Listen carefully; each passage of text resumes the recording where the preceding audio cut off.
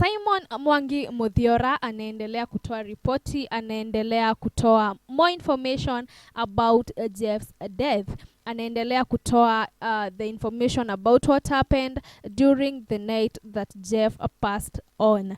In a post that he did few hours ago, alielezea kwamba a lot of things that happened, and kulingana na the statement that was recorded by Faith Mutanu. Remember, Faith Mutanu is one of the ladies mwenye walikuwa na Jeff katika nyumba yake DJ Fatso.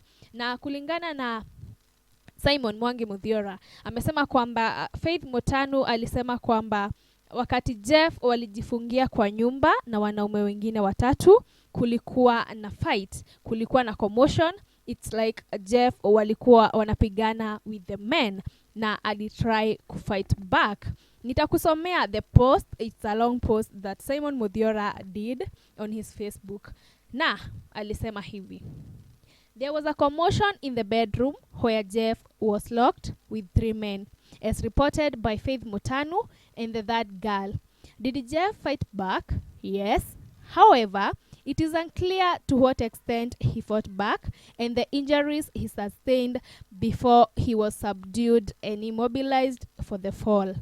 DCI Kasarani, a seasoned detective, should have physically examined the suspects for injuries, lacerations on their face, hands, knuckles, and more. It is clear from the murder weapon that Jeff must have struggled. Did DCI Kasarani collect DNA samples from under his fingernails? It is likely that he put up a fight, and in the process, DNA from his attackers could have been scooped from their bodies.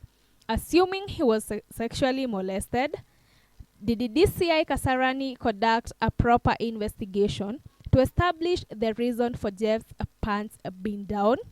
Additionally, besides finding semen, did they look for the presence of genital warts that are very common in adult men? It is worth noting that many people carry this virus undetected for their entire life.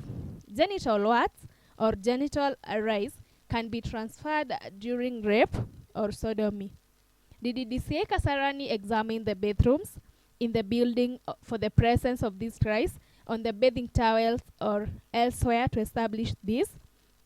Finding this rise to the victim and suspect would have been damning evidence.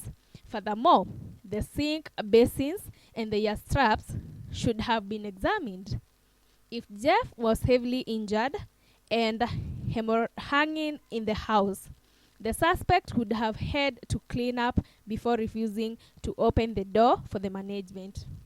These traps can store blood residue for weeks. Did Kasarani investigate these traps? No. Why not? Perhaps to cover up. In my opinion, the DJ came back to the house after they notified him that the situation was under control. The triangulation of phones could prove this. According to the autopsy report, Jeff was alive when he hit the ground. He could have been half dead, which means his heart was beating, but he was unconscious. Did DCI Kasarani take fingerprints from the said window? Did they notice that the window grills were interfered with? What was their conclusion? Did Jeff manage to squeeze himself out of the window, fix it before jumping to his death? Finally, we turn to phones records. Regardless, justice for Jeff must be served. That's a very, very long post about Simon Muthiora alisema. Na kulingana na the post, kuna vitu mingi sana ambazo zinaonekana hazikufanyika. The investigation that was done immediately Jeff alikufa. Kwa sababu, for example, anasema kwamba kama walikuwa napigana, DNA ingefanywa kutokana na they could collect samples either kutoka kwa mikono ya Jeff na waweze kucompare na the suspects. Na bado kama ni kulikuwa na fight, of course waliweza kuosha mkono. If there was bloodshed and everything, waliweza kuosha mikono, and through the sinks bado kungekuwa na samples zingekolektiwa na zisaidie sana katika uchunguzi. Again, because Jeff's pants were down kwa sababu suruali yake ilikuwa chini, that's why kuna fununu kwamba maybe he was molested. Wange collect some samples ili waweze kusema kwamba ni kweli alikuwa sodomized ama hakuwa. In short, Simon Muthiora anasema kwamba a lot of information imeweza kufichwa na cover up inatry kufanyika, kwa sababu kama ni evidence wangekuwa wameshaipata kutokana na hizi vitu mingi sana. Kwa sababu kitu kingine anasema kwamba the window wakati mahali Jeff aliangukia, it was tampered with. Ni kama walitry kuexpand ndo waweza kumrusha, because the space is too small, then ikaweza kuwa fixed. Kwa nini hawakuangalia hiyo? Tena anasema kwamba kwa nini hawaku collect the fingerprints ambazo zilikuwa kwa hiyo dirisha, ndo waweza kujua kwamba ni kina nani walishika hiyo dirisha. Ni Jeff peke yake ama pia kuna watu wengine?